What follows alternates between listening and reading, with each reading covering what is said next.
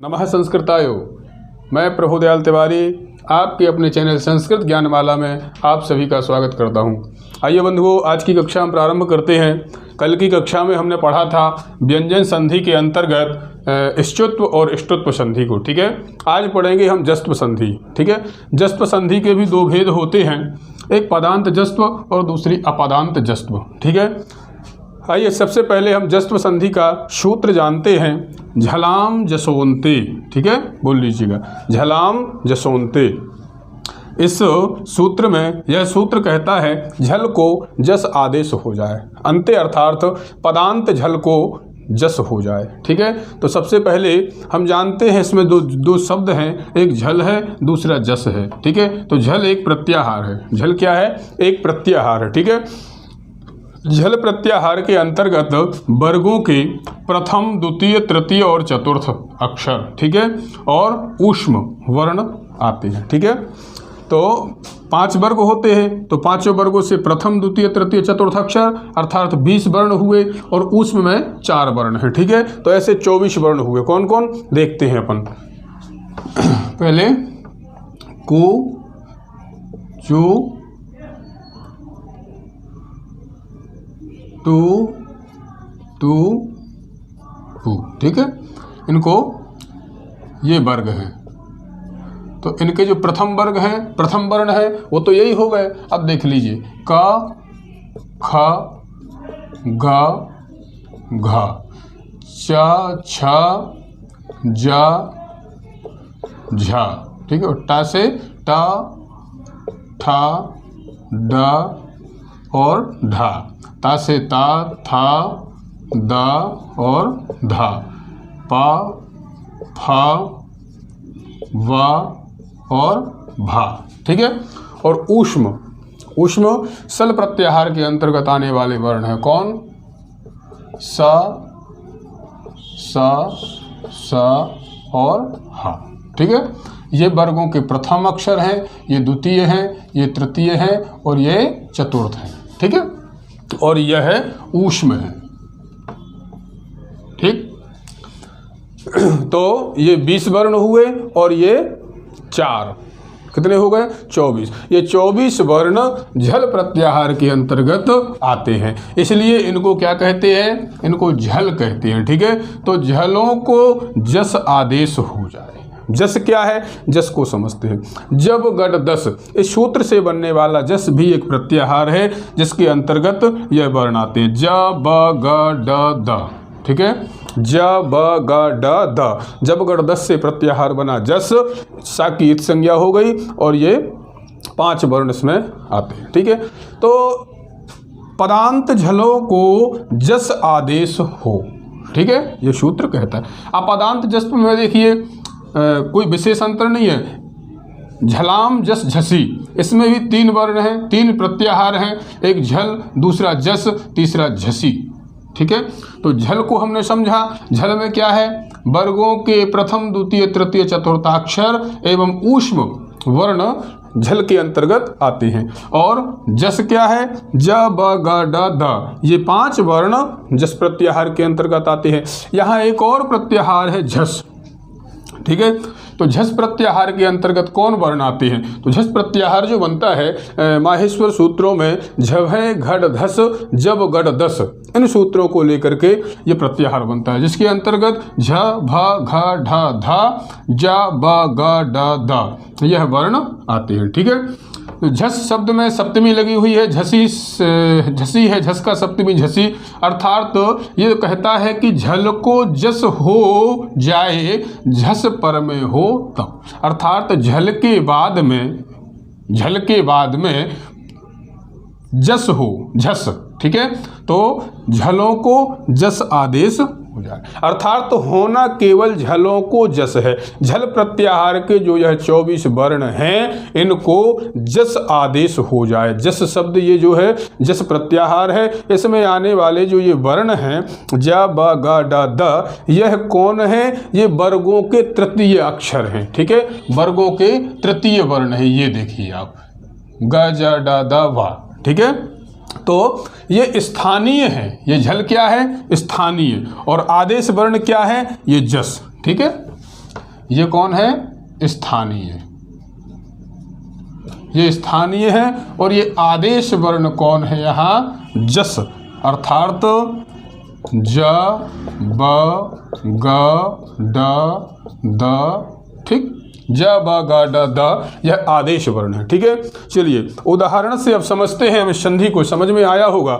झलों को जस हो जाना है, ठीक है, अपदांत में भी कुछ अलग नहीं है। झलों को, झल को जस आदेश होना है, झस परे रहते, अर्थात ये पर में होंगे तो झल को जस हो जाएगा। यहाँ कुछ पर में देखिए, यहाँ पर में कोई स्वर हो, कोई व्यंजन हो, ठीक है, या कोई वर्ण ना हो, होना क्या है? होना झल को जस ही है। ठीक है, तो सीधा सा याद करेंगे कि झल के ये 24 वर्ण याद कर लेंगे, वर्गों के प्रथम, द्वितीय, तृतीय और चतुर्थाक्षर, और ऊष्म अर्थात स स स ह। ठीक है, इनको जस अर्थात ज ब ग ड द आदेश हो जाए। ठीक है, आइए उदाहरण से समझते हैं। और सबसे पहले उदाहरण जो है हम लेते हैं अच धन अंतः, अच धन अंतः। ठीक है, अब देख लीजिए, ये च झल है, चा झल है। ठीक, देख लीजिए, झल में मिलाते जाना है आपको। ठीक है, आप झल में इनको देखते जाइए कि झल में ये वर्ण है कि नहीं। तो अच का जो चा है, ठीक है, यह क्या है? झल है। और बाद में कुछ भी हो, बाद की कोई परिस्थिति कोई भी हो, स्वर हो, व्यंजन हो ना हो, ठीक है, या झस हो, तब अपदांत में चली जाएगी, लेकिन झस होगा तब होगा वही झल को क्या हो जाएगा? जस हो जाएगा। तो ये झल वर्ण है क्या? चा। ठीक है, अब चा को आपके पास में कौन से 5 वर्ण हैं जस में? आदेश वर्ण कितने हैं? 5 है। तो यहाँ कौन सा वर्ण होगा उन 5 में से? ठीक है, तो चा का ही जो संबंधी होगा, ठीक है, चा का ही, चा के वर्ग का जो वर्ण होगा वह होगा। तो चा का तीसरा अर्थात आदेश वर्ण में से चा का ही तीसरा वर्ण हो जाएगा। कौन? चा, छा, जा। चा पहला है, चा का तीसरा कौन हुआ? जा। तो यहाँ से जा आदेश यहाँ हो जाएगा। और ये ठीक है, तो यहाँ आ रहेगा और यहाँ अंतः शब्द है। ठीक है, शब्द बनेगा, वर्ण सम्मेलन करेंगे, ये आ जा को पूरा करेगा और शब्द बनेगा क्या? अजंतः। ठीक है, यहाँ अच में जो अच में चा झल है और बाद में कोई भी स्थिति हो पर झल को जस आदेश होना था, इसलिए चा को जा हुआ और शब्द बना क्या? अजंतः। ठीक है, चलिए और भी उदाहरण देख लीजिए। ये वाक शब्द है, वाक धन ईसहा, वाक धन ईसहा। का झलों में से है और झल को जस हो जाए तो का ही तीसरा वर्ण, का वर्ग का ही इसी वर्ग का तीसरा वर्ण अर्थात का, खा, गा, इसको गा हो जाए। ठीक है, गा हो गया। वह शब्द इधर है, ईसा यहाँ है, वर्ण सम्मेलन कीजिए, शब्द बनेगा। ये ई गा को पूर्ण करेगा और शब्द बनेगा क्या? बागीसा। ठीक है, समझ में आया? चलिए दूसरा उदाहरण इसका देखते हैं। शब्द है सट धन आन नहा। ठीक है, सट धन आन नहा। ये टा झल है, इस टा को क्या होना है? जस हो जाना है। तो टा का ही अपने ही वर्ग का तीसरा वर्ण हो जाए। कौन? टा, ठा, डा। ठीक है, और शब्द क्या बनेगा? यहाँ डा हो जाएगा, सा है और ये आनना शब्द है। ये डा आ जो है डा को दीर्घ करेगा ऐसे। ठीक है, और यहाँ सा। ठीक, और ननहा क्या शब्द बनेगा? षडा ननहा। ठीक है, दूसरा शब्द देख लीजिए, जगत धन ईसहा। जगत धन ईसहा। ठीक है, तो ये जगत का जो ता है, ठीक है, जगत का जो ता है ये क्या है? ये झल है और इसको जस आदेश हो जाए तो क्या होगा? ता, था, दा, इसी वर्ग का तीसरा वर्ण हो जाए और ये दा हो जाएगा। और यहाँ जग है, यहाँ ईसा है। ठीक है, कौन सा शब्द बनेगा? जग, दा, ई रहेगा, इसको ये द को पूर्ण करेगा और शाह, शब्द बनेगा जगदीशः। ठीक है, तो जगदीशः में कौन सी संधि हुई? जस्त्व संधि हुई। अजंता में कौन सी संधि हुई? जस्त्व संधि हुई। ठीक है, वागीशः, सडाननः, इन सब में कौन सी संधि हुई? और इसके बाद एक और उदाहरण देखते हैं, कृत धन अंतः।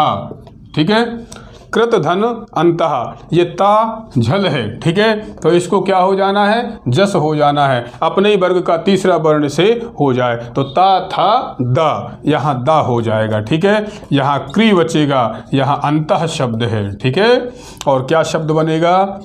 कृदंतः। ठीक, कृदंत शब्द बनेगा। एक और शब्द देख लीजिए, महत धन दानम शब्द है, महत धन दानम। ता, यहाँ देखिए ता जो है क्या है? झल है, इसको जस आदेश हो जाए, ता का तीसरा वर्ण हो जाए, तवर्ग का तीसरा वर्ण कौन है? ता था दा, और यहाँ मह शब्द बचेगा, यहाँ दानम है, और शब्द बनेगा क्या? महदानम। ठीक, समझ में आया होगा। और भी शब्द हैं, बहुत से शब्द, इसके उदाहरण हैं, शुभ धन अंतः, शुभंतः बन जाएगा, दिग्धन अंबरः, दिगंबरः बन जाएगा। एक और उदाहरण देखिए, चित धन आनंदः।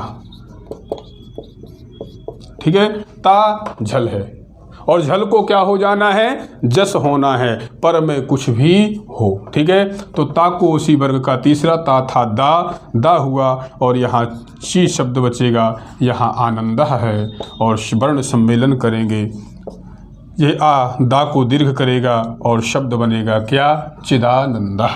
ठीक है, ये चिदानंदः जो है शब्द बन गया। चलिए, अपदांत के कुछ उदाहरण देख लीजिए। अपदांत जस्व के उदाहरण देखिए, शब्द है क्रुध धन धा, क्रुध धन धा। ठीक है, तो ये धा क्या है? ये झल है। ठीक है, धा क्या है? झल है। पर में बस देख लीजिए, पर में क्या है? पर में ये झस है, झस का ये धा है। ठीक है, तो होना तो वही है, झल को क्या करना है? जस कर देना है। ठीक है, तो धा है, धा जो है अपने वर्ग का तीसरा वर्ण हो जाए, तो धा, ता था दा, धा चौथा है, ये तीसरा हो जाए। ठीक है, ता था दा शब्द यहाँ हो जाएगा। यहाँ क्रू है और यहाँ धा है। ठीक है, वर्ण सम्मेलन करेंगे, शब्द बनेगा क्रुद्धः। क्या बन जाएगा? क्रुद्धः। ठीक है, चलिए इसका और भी उदाहरण देख लीजिए, युद्ध धन धा, योद्धा बन जाएगा, दोह धन धम, दोह धन धम देखिए। ठीक है, तो ये हा जो है क्या है? सा हा, उसमें से यह जो है झल है। ठीक है, और यहाँ क्या है? यहाँ जो है, हाँ, इसको धा जो है ये झस है। ठीक है, तो इसको क्या हो जाए? जस हो जाए। अब देखिए, हा तो उसमें से है, हा कहाँ से है? उसमें से है, तो हा को जो जस आदेश है इसमें से कौन सा वर्ग होगा? तो हा का उच्चारण स्थान बताइए कौन सा है? हा का उच्चारण स्थान जो है वो जस में से किसका उच्चारण स्थान है? ठीक है, तो हा का जो उच्चारण स्थान है वह कंठ है। ठीक है, तो यहाँ जा का क्या है? ये चवर्ग से है, चा छज्जा, तो ये चुयसा नाम तालु, इसका तो तालु है। ठीक है, और वाका उपुपधमानीया नाम ओष्ठो, इसका ओष्ठ है। तो गा जो वर्ण है अकुह विसर्जनीया नाम कंठा, गा का यहाँ कंठ है। ठीक है, हा का उच्चारण स्थान भी कंठ है और गा का उच्चारण भी स्थान भी कंठ है, अतः हा और गा एक दूसरे के संबंधी हुए, इसलिए हा के स्थान पर जस में से जो आदेश होगा वह क्या होगा? गा। ठीक है, यहाँ दु शब्द है, यहाँ धम शब्द है, और वर्ण सम्मेलन करेंगे, शब्द बनेगा क्या? दुग्धम। ठीक है, और भी उदाहरण इसके देख लीजिए, शुद्ध धन धा, शुद्ध धन धा। ठीक है, तो ये धा क्या है, ये झल है, और ये धा क्या है, ये झस है। ठीक है, तो इसको क्या हो जाना है, ता था दा आदेश हो जाए और शब्द बनेगा क्या, शुद्धा शब्द बन जाएगा। लब्धंधा, लब्धा हो जाएगा। और एक और शब्द देख लीजिए, वृद्धधन धी, वृद्धधन धी, धा क्या है, झल है, और धी, ये धा क्या है, ये झस है। तो झल के बाद में झस आया, इसलिए धा को क्या हो जाना है, तृतीय अक्षर हो जाए, अर्थात जस हो जाए। यहाँ व्री है, यहाँ धी है। ठीक है, वर्ण सम्मेलन करेंगे, शब्द बन जाएगा क्या, वृद्धि। ठीक है बंधुओं, समझ में आया होगा। ठीक है, तो जस्त्व संधि का पदांत जस्त्व का सूत्र है झलाम जसोंते, अर्थात झल को जस आदेश हो जाए, पर में कुछ भी हो। ठीक है, स्वर हो, व्यंजन हो, कोई वर्ण हो या ना हो। ठीक है, झल को जस आदेश हो जाए। और अपदांत जस्त्व में झलाम जस झसी, झल को जस आदेश हो, झस परे रहते। ठीक है, अर्थात झल को जस आदेश हो जाए, ये झस अगर पर में हो तो। ठीक है बंधुओं, मिलते हैं अगली कक्षा में, तब तक के लिए जयतु संस्कृतम जयतु भारतम। धन्यवाद।